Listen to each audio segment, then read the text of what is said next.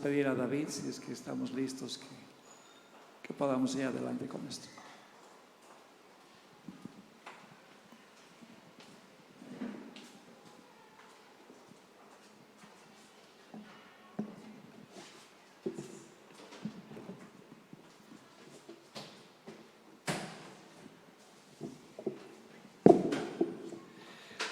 Señor, gracias por David,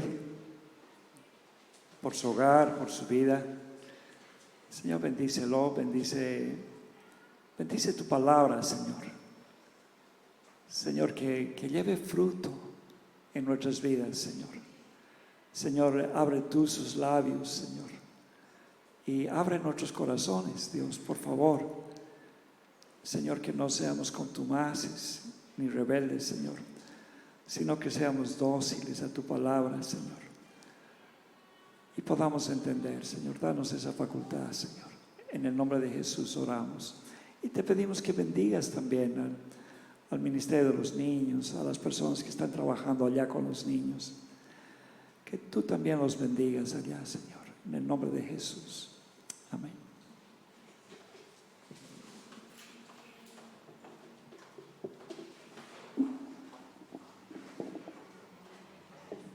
Lo primero que nada, buenas tardes, buenos días todavía. Ya estamos queriendo acabar la prédica acá.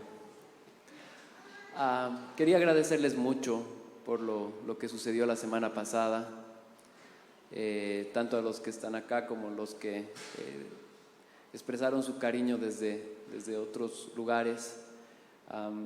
Realmente es bueno ver lo que el Señor está haciendo. Son planes del Señor. Uno es una pequeña partecita de todo lo que Dios hace y cada uno de nosotros es parte de eso.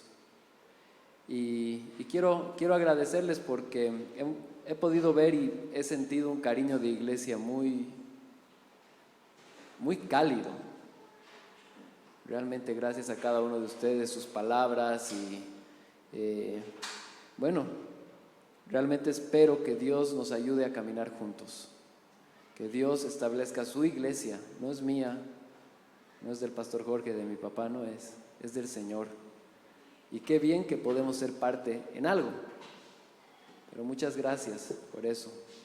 Y siempre, que Dios permita que siempre nuestros pies estén acordes a su voluntad. Amén. Bueno, hoy día vamos a ver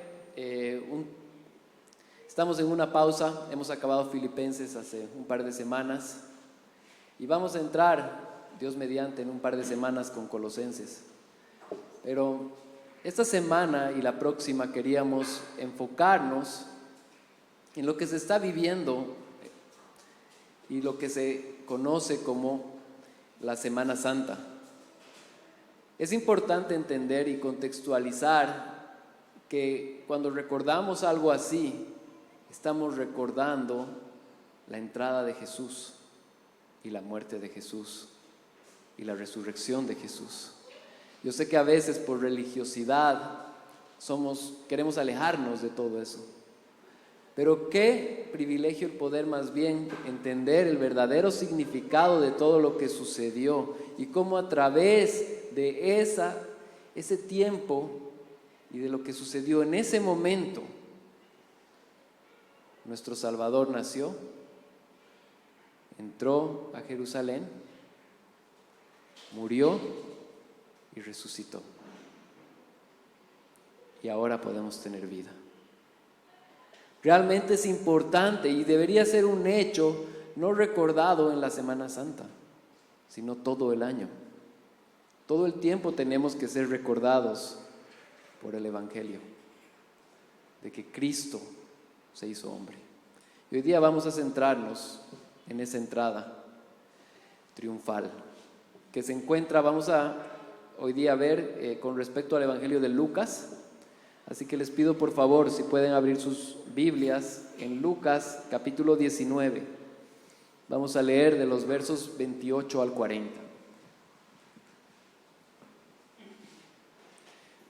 Es interesante porque un año atrás estábamos viendo Marcos y en nuestra serie de Marcos justo vimos una sección similar a lo que vamos a ver hoy. Bueno, hoy día lo vamos a ver desde la perspectiva de Lucas, que es otro de los evangelios sinópticos. Es decir, que tienen una misma óptica.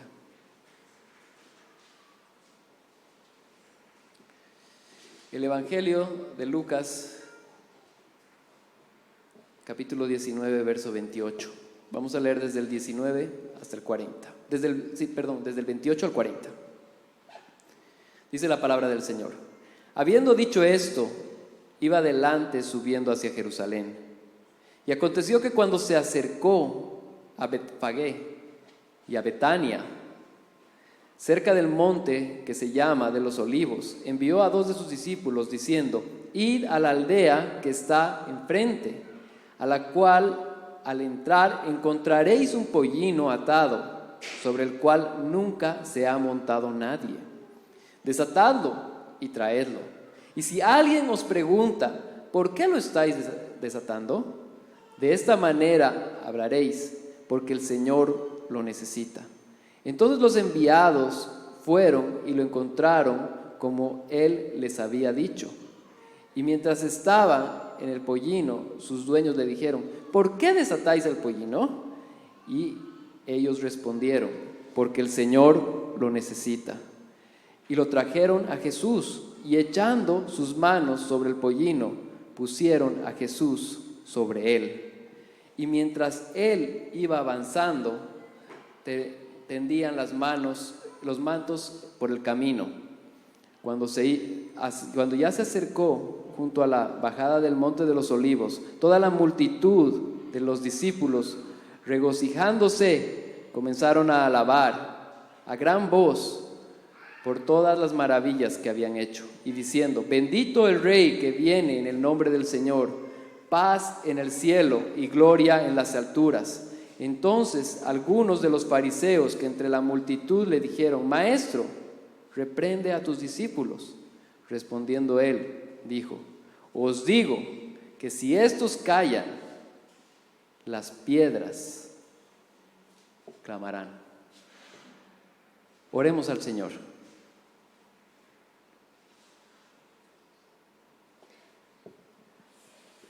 Gracias, Señor Jesús, por tu palabra. Gracias porque realmente tú la has dado para que podamos entenderla, para que podamos aprenderla. Te pido que hoy día nos hables a través de ella. Gracias, Señor Jesús. Y gracias por esa entrada triunfal. Tú sabías que estabas yendo a morir. Tú sabías que ibas a cargar mi pecado y el pecado de todos los que han sido salvados por ti. Pero decidiste seguir adelante en esta tarea para darnos salvación. Gracias, Señor Jesús. Amén. Amén. Yo tengo una familia, somos 3 hermanos. Y yo soy el menor de ellos. Mis 2 hermanos no viven en el país, viven en el exterior. Hace unas semanas uno de mis hermanos estaba visitándonos. Pero me acuerdo muy bien cómo cuando se fue mi hermano mayor, pasaron varios años para que yo pueda volver a verlo. Más o menos el 2008, me acuerdo que lo vi en su boda y no lo volví a ver hasta el 2012. O sea, obviamente charlamos, pero no estuvimos en un mismo lugar. El 2012 él vino para mi boda y tenía una hijita pequeña, bebé, y no lo volví a ver hasta el 2016, donde él ya tenía 3 hijos. La pequeña ya no era pequeña, ya era más grande y tenía 2 más. Y es interesante ver cómo cuando uno no logra relacionarse con la persona, sobre todo con los niños, te pueden describir muchas cosas. Bueno, es grande, es chico, su personalidad, pero tú no llegas a interactuar como con alguien que interactúas acá y que lo ves crecer. Entonces es como que te cuentan y te narran, te dicen, su personalidad es así.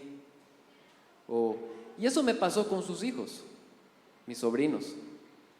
O sea, yo comencé a conocerlos un poco hablábamos, pero no hablábamos muy seguido, sobre todo con los niños, ¿no? Y los niños ya eran niños grandes que sabían hablar y tenían una personalidad.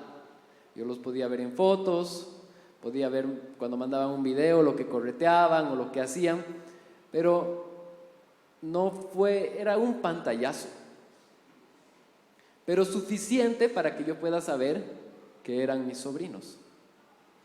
Entonces podía identificar muchas cosas. Y con el tiempo he podido relacionarme así, cada vez viendo un poco más de ellos y entendiendo cómo eran. Es interesante cuando encontramos en la Escritura el Domingo de Ramos, la entrada de Jesús a Jerusalén. Esta había sido anunciada. La palabra de Dios por medio de todo el Antiguo Testamento había mencionado que Jesucristo tenía que nacer, tenía que tener un ministerio y tenía que entrar a Jerusalén para morir. Todos los judíos conocían esta ley, conocían la ley de Moisés, conocían a los profetas, habían escuchado de ellos, había una tradición muy fuerte, ellos estaban esperando al Mesías. Había una expectativa muy amplia de que venga el Mesías de una vez a poder librarlos del yugo de los romanos. Para ellos en ese momento era la forma en la que ellos percibían que el Mesías iba a actuar. Y cuando nos encontramos con un texto así en la entrada de Jesús, muchas personas lo reconocieron. Y en ese momento se cumplieron muchas profecías en el transcurso de lo que él iba caminando. Pero también hubieron personas que no lo reconocieron. Como hoy en día hay personas que lo reconocemos y hay personas que no lo reconocen. Hay suficiente evidencia, tanto en el Antiguo como en el Nuevo Testamento, para conocer a nuestro Dios, para conocer a Jesús, pero muchas veces no lo reconocemos. Y es importante prestar atención para reconocer al Salvador. Es importante leer las Escrituras y darnos cuenta de cómo Él era el que tenía que venir, el anunciado. La tragedia más grande que una persona puede tener es buscar a Dios y no poder reconocerlo. No poder identificar quién es Él. Por otra parte, Dios se ha revelado a través de su palabra y puede ser reconocido y exaltado por nosotros. Nosotros a través de la palabra podemos llegar a conocer a Cristo. Podemos saber quién es. Así como yo podía ver a mis sobrinos y saber que ellos eran mis sobrinos, a pesar de que no los conocía en su plenitud. De la misma forma, a través de la palabra podemos identificar quién es Dios. Dios es santo, Dios es bueno, Dios es amor, Dios es justo. Que cuando lo veamos, no va a quedar duda. Es importante identificar y conocer a nuestro Salvador. Esta mañana vamos a ver cómo Jesucristo es el Hijo de Dios anunciado y su ingreso fue triunfal para poder restaurar nuestro propósito por el cual hemos sido creados, que es alabarle a Él, exaltarle a Él. Punto número 1, el pollino es preparado para llevar al Rey. Cuando vemos un evangelio como el evangelio de Lucas, tenemos que recordar que es el doctor Lucas el que lo escribió. Doctor Lucas escribió tanto el evangelio de Lucas como el libro de los Hechos. En ambos libros él se menciona a una persona llamada Teófilo, a quien le escribe por quien escribe este evangelio y la narración de los Hechos. Esta persona como muestra y se ve tanto en Lucas como en Hechos, hizo una investigación de cerca, comenzó a preguntar a los testigos oculares qué es lo que había sucedido, cómo había sido del Cristo. Luego hizo lo mismo con los apóstoles para escribir los Hechos.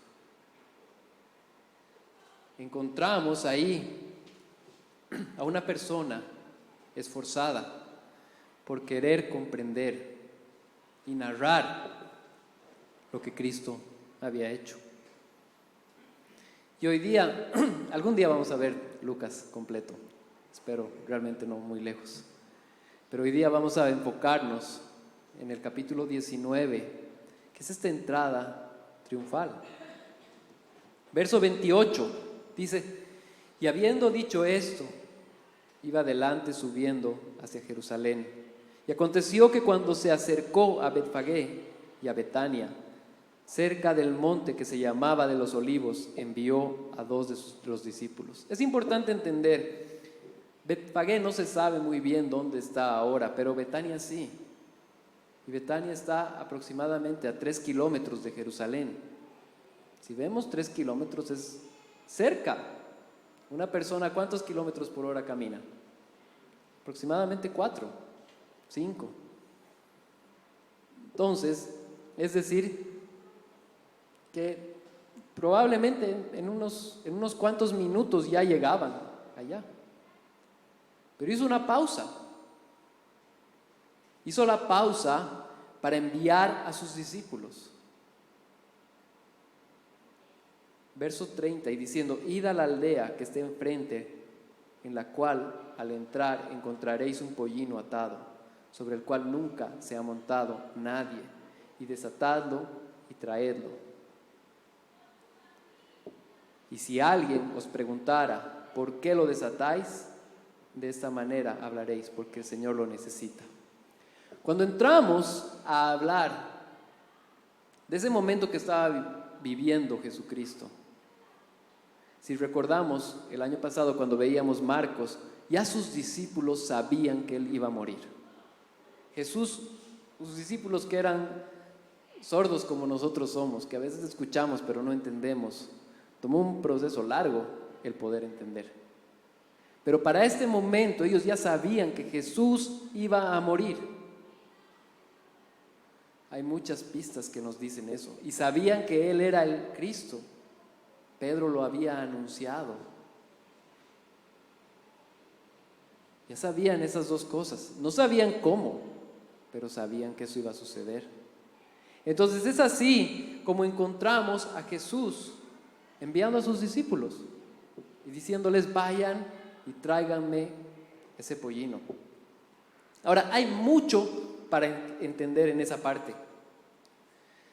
Para nosotros sí, un pollino. Bueno, en realidad, Deuteronomio 21:3, si quieren tomar notas, y Números 19:2 nos narran de la importancia que tenía un pollino no montado y cómo en ambas circunstancias esos pollinos habían sido utilizados para la expiación del pecado, es decir, para el perdón de pecados. Había un significado muy importante en que Jesús estaba buscando un pollino que no haya sido montado, que no haya sido utilizado para trabajar.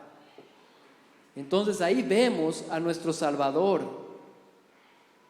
pidiendo que traigan el pollino. Cuando Jesús estaba en la tierra, Él se encarnó. Pero aquí hay algo importante. Él no dejó de ser Dios. Cuando Jesús estaba en la tierra, Él tenía una naturaleza humana y una naturaleza divina, simultáneas en la persona de Jesucristo. Y esto lo vemos en muchas áreas. Tiene hambre. Dios no tiene hambre. Se cansa. Dios no se cansa. Pero también vemos cosas cuando está actuando su naturaleza divina, como esta, que Él conocía lo que iba a pasar cuando sus discípulos vayan ahí a la tierra y encuentren a ese pollino, porque les dice, lo van a encontrar en ese lugar, y si alguien les pregunta, les van a responder de esa forma.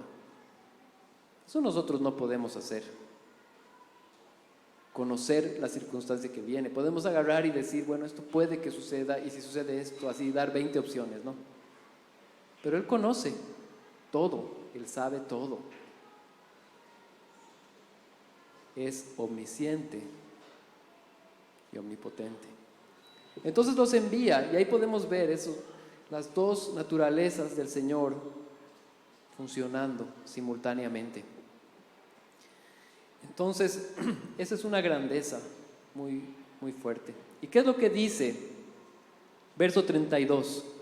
Entonces, los enviados, refiriéndose a este par de apóstoles, fueron y lo encontraron como Él les había dicho. Y mientras desataban el pollino, sus dueños les dijeron, ¿por qué desatáis el pollino? Y ellos respondieron, porque el Señor lo necesita. Y lo trajeron a Jesús.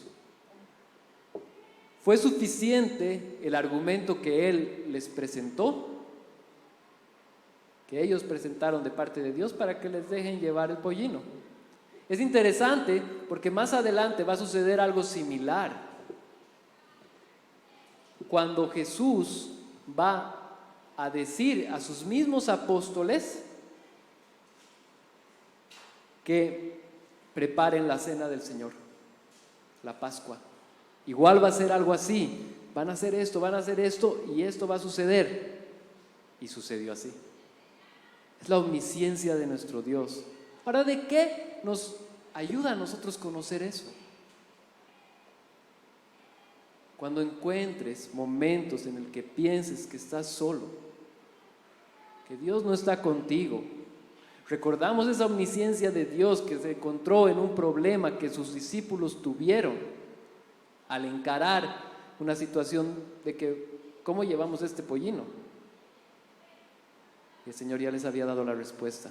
El Señor conoce tus circunstancias, conoce lo que estás viviendo, conoce qué es lo que pasa contigo y tiene cuidado de ti. Tal vez la respuesta no va a ser la que tú estás esperando, va a ser la que Dios tenía preparada para ti. Y en eso podemos descansar en Él. El hecho de poder conocer que Él conoce las cosas anticipadamente nos ayuda a poder descansar en Él, a poder confiar en Él, a poder reposar en Él.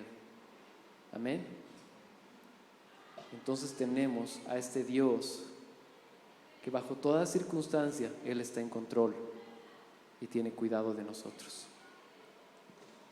Hasta este punto hemos visto cómo Dios en su soberanía tenía el pollino indicado, en el momento indicado, en las especificaciones precisas. Ahora vamos a ver cómo Jesús entra a Jerusalén. Verso 35. Y lo trajeron a Jesús, y echando sus mantos sobre el pollino, subieron a Jesús sobre él. Y mientras él iba avanzando, tendían sus mantos por el camino.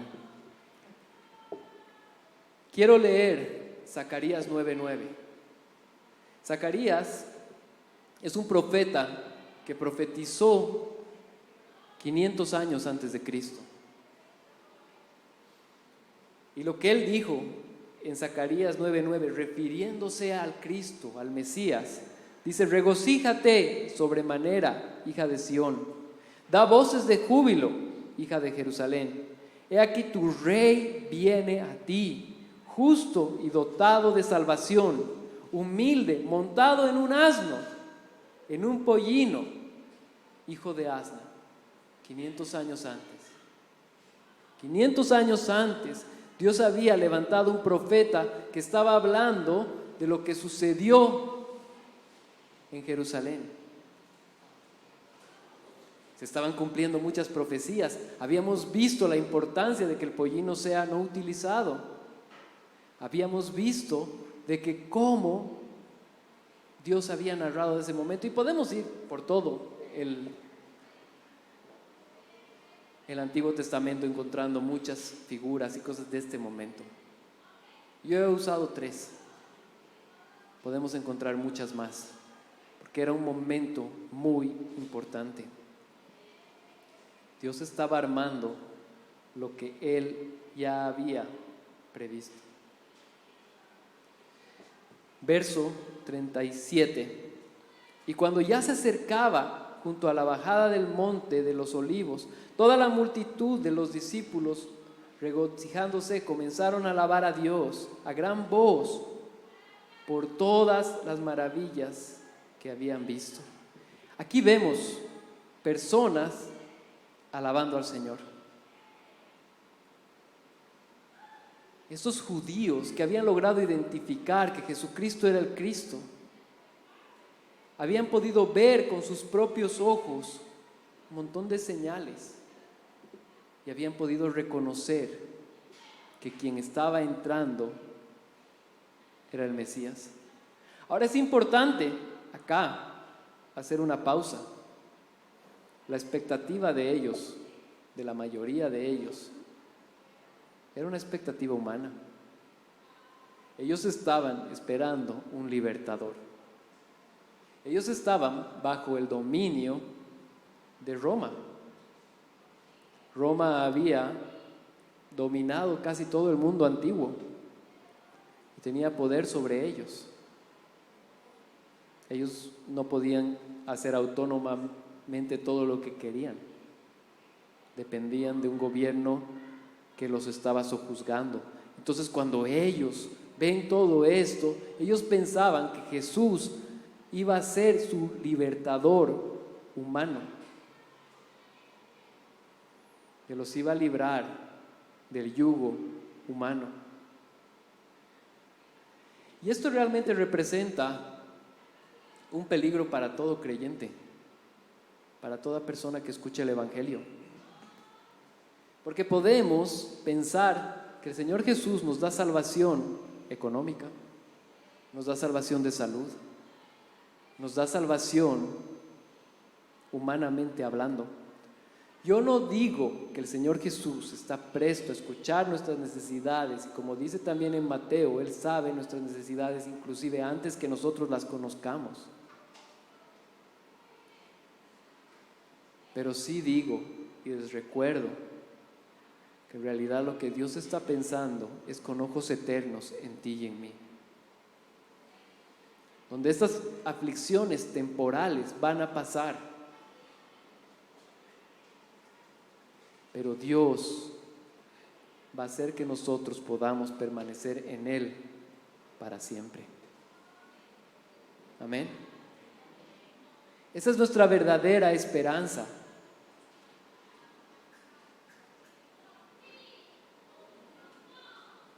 A veces experimentamos cosas que no sabemos cómo hacer, qué hacer. El Señor está en control, el Señor tiene cuidado y el Señor nos está ayudando.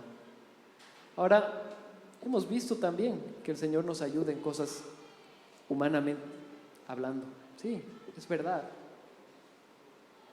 Pero sus ojos están en las cosas eternas. Es interesante ver en el Evangelio de Juan, el verso 21 y 25 nos narra de los milagros de Jesús. Capítulo 21, verso 25 dice: y hay también muchas otras cosas que Jesús hizo, que si se escribieran en detalle, pienso que ni aún el mundo mismo podría contener los libros que se escribirían. Esta multitud había visto tantos milagros que no podía no reconocer que Él era el Hijo de Dios. A pesar de que lo hacen, no lo reconocen. Pero ven tantas obras, tantas cosas que Él había hecho. El apóstol Juan nos dice en el capítulo 21 que acabamos de leer, no podríamos escribir todo en papel porque se hizo demasiado. Cuando vemos al Señor haciendo obras, haciendo milagros, tenemos que recordar que lo que se ha escrito en la palabra de Dios se ha escrito por un propósito para nosotros hoy día. No se ha escrito todo. En el cielo probablemente podamos conocer tal vez qué es lo que Cristo ha hecho y cuán grande fue ese ministerio. al punto de que no se podía escribir en todo el papel de esa época. Es por eso que ellos tenían una expectativa humana en Él. Querían verlo a Él. En esa época, sin televisión, sin internet, sin radio, sin medios de comunicación, Jesús era famoso en 3 años de ministerio, donde no hay periódico. Sabían quién estaba viniendo. No era una persona desconocida. Estaba viniendo Jesús, el hijo del carpintero, que había hecho muchos milagros. Lo estaban reconociendo y estaban poniendo sus mantos para que pasen, como era la señal de que estaba entrando el Rey. Obviamente Jesucristo, de haber querido ser coronado humanamente, ese momento podía ser una revolución. Le hubieran seguido, pero no fue su intención. Él no vino a librar a Israel del yugo de Roma. Vino a librarte a ti y a mí del poder del pecado y la maldad, para darte vida eterna. Y para cumplir ese propósito tenía que entrar como rey, pero morir como tú y como yo, cargando nuestro pecado. Es importante que no perdamos de vista esto. Y cuando entraba, ¿qué decía la multitud? Verso 38, diciendo: bendito el Rey que viene en el nombre del Señor, paz en el cielo y gloria en las alturas. Nosotros podemos encontrar esta frase extraída del Salmo 118, 26, donde es otra vez que se estaba hablando del Mesías. Nuevamente. Y estas multitudes estaban utilizando un salmo que habla del Mesías para alabar a Dios, porque estaba ahí Jesucristo, que era el Dios. Estaban perplejos. Sabían quién era Él, pero sabían a medias. Lo habían reconocido, pero lo reconocieron a medias.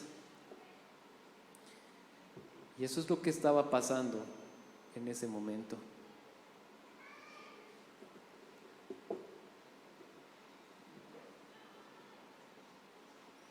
Entonces, tenemos que tener en claro de que Jesús estaba cumpliendo su propósito. No estaba de casualidad ahí. No era una casualidad lo que estaba pasando. Él había levantado un ministerio tan grande que ya sabían quién era Él. Ya lo estaban esperando. Pero el Señor tenía otros planes para su vida. El Señor no se ha encarnado para satisfacer tus o mis expectativas. El Señor se ha encarnado para darnos vida, para pagar la cuenta que nosotros no podíamos pagar. Entonces, cuando vemos una entrada triunfal con una expectativa de un pueblo diciendo: ya que levántenlo al libertador de una vez, ahora sí vamos a destrozar a estos romanos que solamente nos tienen a punta de espada y de impuestos. No debe ser fácil. Yo no he vivido la guerra en mi país. Y creo que aquí somos muchos que no. Escuchamos de guerras que suceden en otros países. No sé si alguien acá haya experimentado. No debe ser una circunstancia fácil. Con seguridad es una circunstancia de la cual quisiéramos huir todos. Pero hay algo que tenemos que entender. El hecho de que vivamos en paz en esta tierra y que no conozcamos a profundidad como sociedad en general el peligro del pecado, nos hace ciegos a un peligro mucho mayor que una guerra física, que es la condenación eterna. Ellos anticipaban y querían que se les solucione el problema de ese momento cuando Jesús estaba viniendo a resolver el problema eterno. Hoy día nosotros tenemos que tener en mente lo mismo. Lo más importante es resolver nuestro problema eterno. Y si hay alguien acá o que está escuchando a través de la página que no ha resuelto su problema eterno, el Señor está haciendo un llamado a tu corazón para que puedas responder de esa forma. Como dice la palabra, en arrepentimiento y fe. Arrepintiéndonos de nuestros pecados, volcándonos hacia la santidad de Dios y creyendo en Jesucristo como el único Salvador por medio de su gracia. Amén. Eso es lo que no pudieron ver en ese momento muchos de ellos. Y muchos hoy día no pueden ver. Y gracias a Dios que abrió nuestros ojos para que podamos ver y reconocerlo. Si eres parte de esto, yo te digo, agradécele al Señor por esa tremenda obra en la cruz. Qué privilegio más grande. Hasta este punto hemos visto cómo Jesús cumplió muchas de las profecías y fue reconocido por las multitudes como rey. Ahora vamos a ver cómo Él es digno de ser alabado. En los versos 39 y 40 nos muestra el propósito de Jesús, el propósito por el cual existe todo este pasaje. Quiero leerlos. Dice: entonces algunos de los fariseos de entre la multitud le dijeron: Maestro, reprende a tus discípulos. Respondiendo él, dijo: os digo que si estos callan, las piedras clamarán. Es interesante ver, nuestro propósito es alabar a nuestro Dios. Y los fariseos, ¿quiénes eran los fariseos? Los fariseos eran los que conocían toda la ley, los que habían estudiado la ley, los profetas, la conocían de memoria. Ellos sabían de Moisés, sabían de los profetas, sabían del rey David, y solamente pensando un poco podrían haber identificado esto. Deuteronomio 6, del 13 al 15, nos habla del celo que ellos tenían. Ellos tenían un celo, porque sabían que solamente Dios podía ser alabado. Por eso es que ellos reaccionan de esta forma. No reaccionan así, se podría decir, de locos. Deuteronomio 6, del 13 al 15 dice: temerás solo al Señor tu Dios, y a Él adorarás, y jurarás por su nombre. No seguirás a otros dioses, a ninguno de los dioses de los pueblos que os rodean, porque el Señor tu Dios, que está en medio de ti, es Dios celoso. No sea que se encienda la ira del Señor tu Dios en contra de ti y te borre de la faz de la tierra. Deuteronomio 6, del 13 al 15. Ellos tenían este celo. Decían: no podemos alabar a un hombre. Lo que ellos no habían comprendido, que quien estaba ahí no era un hombre, era el Hijo de Dios encarnado. Ellos querían por sus obras ganar la salvación cuando estaba viniendo el sujeto que iba a dar la salvación de forma gratuita.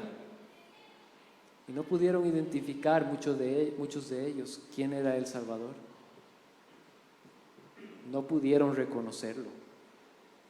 No pudieron saber que Él era a quien debían alabar. En Isaías 43:7 nos habla de que el propósito del hombre es glorificar a Dios. Estas personas en ese momento estaban cumpliendo el propósito por el cual habían sido creadas. A mí me impresiona cómo los niños pequeños ahora utilizan celulares. Y es normal a veces ir a un restaurante y ver a niños agarrando un celular y viendo un video mientras así los padres o quien los ha llevado pueden conversar. Lo vemos. Entonces, si tú preguntas a un niño, ¿cuál es el propósito de ese celular? Lo más probable es que te va a decir es para ver videos. ¿Por qué? Porque es la forma en la cual les beneficia a él, al pequeño. Cuando en realidad ese celular ha sido hecho y fabricado principalmente como un medio de comunicación. Pero un niño no entiende eso. No necesita comunicarse con nadie, necesita ver el video. Lo que sucedió en esa época era exactamente eso. Ellos estaban esperando a alguien que les pueda librar del yugo de los romanos, cuando había venido el Salvador que les iba a librar del yugo del pecado a sus hijos.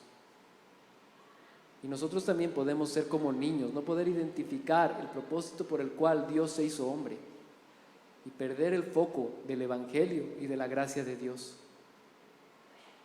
cuando en realidad Él vino con un propósito por el cual fue salvarnos, darnos vida y darnos eternidad. Entonces no perdamos de vista este propósito. Me encanta lo que dice el Señor Jesús. Les dice: os digo que si estos callan, las piedras van a clamar. Yo hubiera querido ver eso. Imagínense las piedras.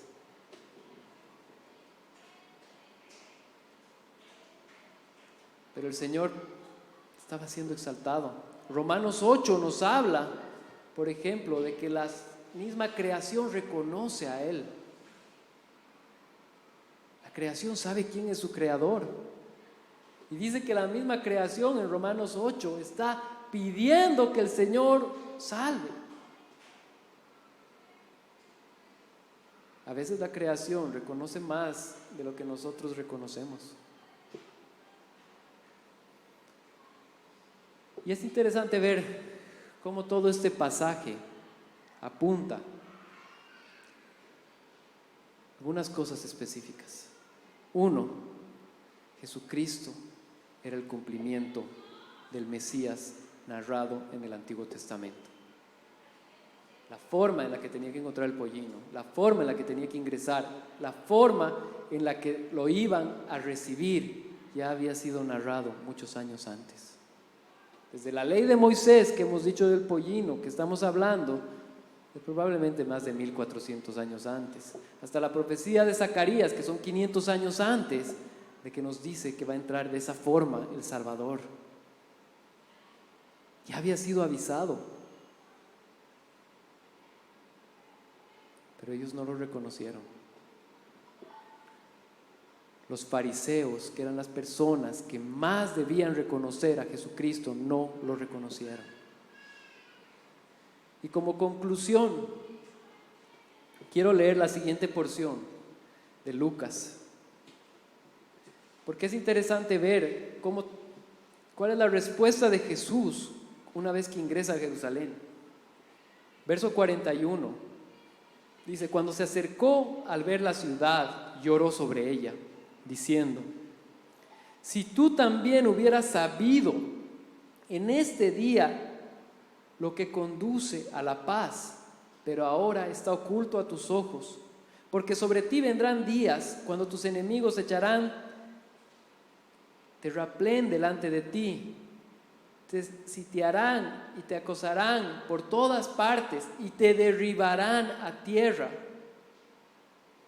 y tus hijos dentro de ti, y no dejarán en ti piedra sobre piedra, porque no conociste el tiempo de tu visitación. Aquí el Señor estaba dando juicio contra Jerusalén. Ellos agarraron y dijeron: ya viene el rey, viene Jesús, va a librarnos de los romanos. ¿Cuál es la respuesta de Jesús? No se han dado cuenta del propósito por el cual he venido. Va a haber una destrucción masiva de esta ciudad porque no identificaron a Jesús como su Salvador. 70 años después tenemos al emperador Tito destruyendo Jerusalén. Y como aplicación, quiero decirte esto, querido hermano: es importante reconocer a Jesucristo como nuestro Salvador, como nuestro Redentor, como el que tenía que pagar nuestros pecados y puede pagar nuestros pecados, como el que demanda de mi santidad cuando podemos hacerlo. Ese es el momento de nuestra visitación. Ese es el momento en el cual podemos escuchar. Jesús tuvo una entrada triunfal para darte y darme a mí salvación. Porque como vamos a ver la próxima semana, Él nació para morir, pero para resucitar y dar salvación a sus hijos. Entonces, identifiquemos el momento de nuestra visitación. Si no hemos respondido de una forma positiva al llamado del Señor, hoy día puede ser tu oportunidad.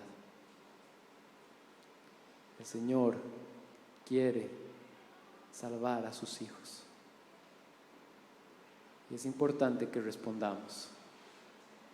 Es importante que identifiquemos, es importante que nos ubiquemos en el momento en el cual vivimos. Y que no seamos como Jerusalén, que seamos destruidos por no poder identificar lo que era muy evidente a todo ojo, dicho por más de 1400 años. Amén. Dios nos ayude a identificarlo. Gracias, Señor Jesús, por tu palabra. Gracias, Dios, porque realmente a través de ella podemos reconocerte, podemos saber quién eres y podemos ser salvados. Te pido que esa sea la conclusión de este mensaje: poder conocerte, poder identificarte y poder alabarte, Dios. Gracias, Señor Jesús. Amén.